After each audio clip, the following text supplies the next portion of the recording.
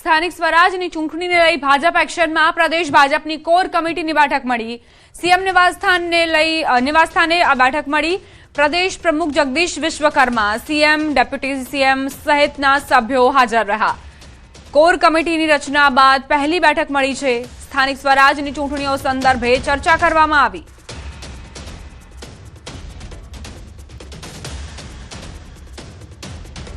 उत्तराखंड पछी गुजरात हवे यूसीसी लागू करवा तरफ निर्णायक पगलू भरनार देशनुं बीजू राज्य बन्युं छे। आ वच्चे केंद्रीय गृहमंत्री अमित शाहे सोशल मीडिया प्लेटफॉर्म एक्स पर पोस्ट करी अने यूनिफॉर्म सिविल कोड जेवा ऐतिहासिक पगला माटे मुख्यप्रधानने अभिनंदन पाठव्या। वधुमां तेमणे कह्युं के देशमां दरेक नागरिक माटे समान कायदो लागू करवो ए भाजपनो स्थापना काळथी ज संकल्प रह्यो छे। आ देश तुष्टिकरणना आधारे नहीं परंतु तमाम नागरिकोने समान कायदानो अधिकार अपावीने चाले ए ज अमारी प्राथमिकता पण छे अने संकल्प पण छे।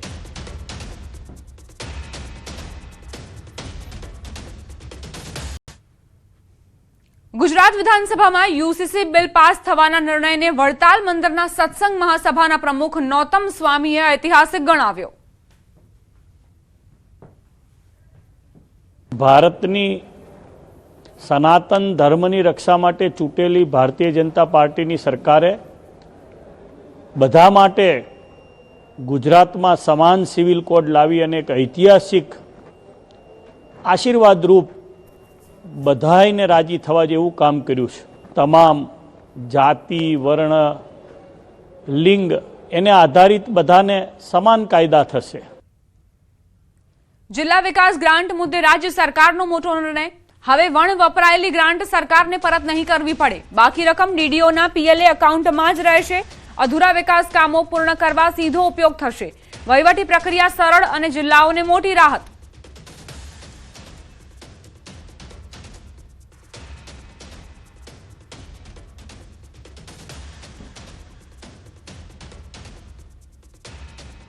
हवे आगळ वात मावठानी।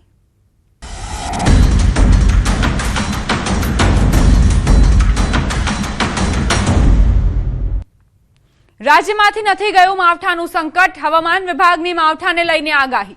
29 અને 30 માર્ચે કમોસમી વરસાદની આગાહી કરાઈ છે। રાજ્યમાં વેસ્ટર્ન ડિસ્ટર્બન્સની અસર રહેશે। 29 માર્ચે બનાસકાંઠા, કચ્છમાં કમોસમી વરસાદની આગાહી।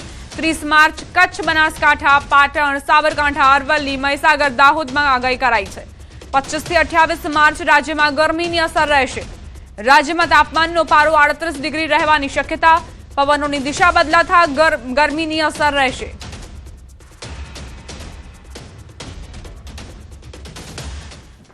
आज का जो फोरकास्ट है 25 से 31 मार्च तक, इसमें 25 से 28 तक मौसम आमतौर पर शुष्क रहेगा। 28 के बाद 29-30 को आइसोलेटेड प्लेसेस में लाइट रेन थंडरस्टॉर्म का पॉसिबिलिटी रहेगा। इसमें जो डिस्ट्रिक्ट 29 तारीख को आ रहा है, कच्छ डिस्ट्रिक्ट आ रहा है, बनासकांठा डिस्ट्रिक्ट आ रहा है। और जो 30 तारीख को जो डिस्ट्रिक्ट आ रहा है, कच्छ, बनासकांठा, साबरकांठा, अरावली, महीसागर, दाहोद के लिए हम लोग दिए हैं। राज्यना खेडूतो पर વધુ એક માવઠાનો ખતરો। હવામાન નિષ્ણાંત અંબાલાલ પટેલે મોટી આગાહી કરી। ખેડૂતોને મોસમનું નિરીક્ષણ કરવાની સલાહ અપાઈ છે। 28 માર્ચથી 2 એપ્રિલ સુધીમાં એક મજબૂત પશ્ચિમી વિક્ષેપની શક્યતા છે। उत्तर भारत में हिमवर्षा और गाजवीज साथ वरसाद वरसी शके छे। राजस्थान और गुजरात भागों में असर जोवा मळशे।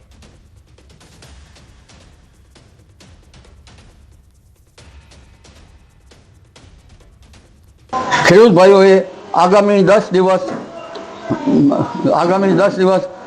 मौसमનું નિરીક્ષણ કરતા રહેવું જરૂરી છે। કારણ કે એક પછી એક વેસ્ટર્ન ડિસ્ટર્બન્સ, ક્યાંક તો વાદળ તો ક્યાંક વાયુ આની શક્યતા રહે છે। પરંતુ તારીખ 28મી માર્ચથી 2 એપ્રિલ સુધીમાં એક મજબૂત પશ્ચિમ વિક્ષેપ આપતા તેના કારણે દેશના ઉત્તરીય પર્વતીય પ્રદેશોમાં બરફવર્ષા થવાની શક્યતા છે અને ઉત્તર ભારતના કેટલાક ભાગમાં સખ્ત પવનના તોફાનો અને ગાજવીજ સાથે વરસાદ થવાની શક્યતા છે। તેની અસર રાજસ્થાનના સંલગ્ન ગુજરાતના ભાગોમાં પણ થવાની શક્યતા છે, જેમાં મહેસાણાના, પાટણના કેટલાક ભાગો, આ ઉપરાંત સાબરકાંઠાના ભાગો, અરવલ્લીના ભાગોમાં અને બનાસકાંઠાના ભાગોમાં लगभग अनसीजनल वरसाद थवानी शक्यता रहे। कमोसमी वरसाद लगभग मध्य गुजरातना भागों, कच्छना भागों, તેમજ પશ્ચિમ સૌરાષ્ટ્રના ભાગો સૌરાષ્ટ્રના અન્ય ભાગોમાં પણ હવામાનમાં પલટો આવશે અને વરસાદ થવાની શક્યતા રહેશે. દક્ષિણ ગુજરાતનું હવામાન પલટાઈ શકે છે. ગુજરાતમાં 40 થી 55 કિલોમીટરની ગતિએ પવનો ફૂંકાઈ શકે છે. દક્ષિણ ગુજરાતનું હવામાન પણ પલટાશે, પરંતુ દેશના ઘણા ભાગમાં 60 થી 70 કિલોમીટરના પ્રતિ કલાકના પવનો ફૂંકાશે, જ્યારે રાજ્યના ભાગમાં લગભગ 40 કિલોમીટર કે તેથી ઉપર ક્યાંક 50-55 કિલોમીટરની ઝડપના પવન ફૂંકાવાની શક્યતા છે. ખેડૂતોના ઊભા પાક પણ ખરી જવાની શક્યતા. 8 થી 12 એપ્રિલમાં બીજો એક પશ્ચિમી વિક્ષેપ આવી શકે છે. પવનના કારણે હજુ ઊભા કૃષિ પાકો હોય તો તેમાં પડી જવાની શક્યતા પણ રહેતી હોય છે. એટલે એક પછી એક આ પશ્ચિમ વિક્ષેપના કારણે હવે હવામાનમાં પલટો આવશે. 8 થી 12માં પણ એક બીજો મજબૂત પશ્ચિમ વિક્ષેપ આવશે.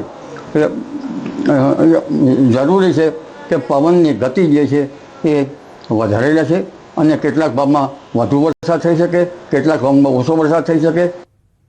હવે એ સમજીએ કે આખરે ક્યાં ક્યાં માવઠાની આગાહી કરવામાં આવી છે, કયા એવા જિલ્લાઓ છે કે જ્યાંના ખેડૂતોને સાવચેતી રાખવી પડશે.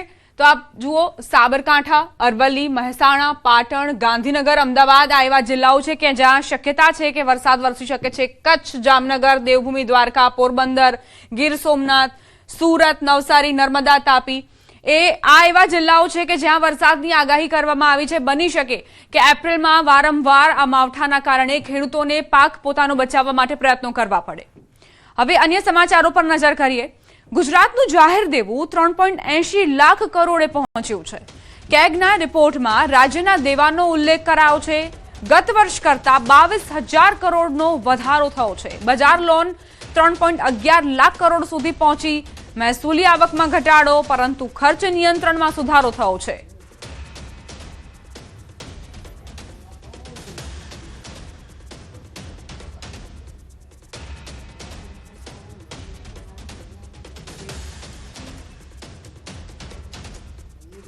સમાચાર નવસારીથી, જ્યાં સંબંધોને લાંછન લગાવતી ઘટના બની છે. સાવકા પિતાએ 2 દીકરી પર દુષ્કર્મ આચર્યું. દુષ્કર્મ આચરતા દીકરીઓ ગર્ભવતી થઈ. મોટી દીકરીને 2 માસનો ગર્ભ હોવાનું સામે આવ્યું. નાની દીકરીને 5 માસનો ગર્ભ હોવાનું સામે આવ્યું. પોલીસે આરોપી સામે પોક્સો હેઠળ ગુનો નોંધ્યો છે. સંબંધોને લજાવતી આ ઘટના કે જ્યાં સાવકા પિતાએ પોતાની જ 2 દીકરીઓ પર અમાનુષી અત્યાચાર ગુજાર્યો. મોટી દીકરીને 2 માસનો ગર્ભ હોવાની જાણકારી છે. નાની દીકરીને 5 માસનો ગર્ભ હોવાની વિગતો પણ સામે આવી છે. દ્વારકાના રૂપણ બંદર વિસ્તારમાં ચાલતા ગેરકાયદે ગેસ રિફિલિંગના મસમોટા નેટવર્ક પર પોલીસ ત્રાટકી અને મોટા કૌભાંડનો પર્દાફાશ થયો. Gas agency Malik gas agency નામના ગોડાઉન પર રેડ પાડીને લાખોની કિંમતનો મુદ્દામાલ કબજે કરાયો. ઘર વપરાશના મોટા સિલિન્ડરમાંથી નાના બાટલામાં ગેસ ભરી ઊંચા ભાવે વેચવાનું કૌભાંડ ચલાવાતું હતું. સુરક્ષાના કોઈ સાધનો વિના ઇલેક્ટ્રિક મોટર અને પાઇપો વડે જોખમી રીતે ગેસ ટ્રાન્સફર કરતા હતા. પોલીસે કુલ 202 ગેસ સિલિન્ડર, 4 ઇલેક્ટ્રિક મોટર, પાઇપો, રેગ્યુલેટર અને વજન કાંટા સહિતનો સામાન જપ્ત કર્યો છે. 3 લોકો સામે બીએનએસ કલમ 287, વિસ્ફોટક અધિનિયમ તથા આવશ્યક ચીજવસ્તુ અધિનિયમ હેઠળ ગુનો દાખલ કરાયો છે.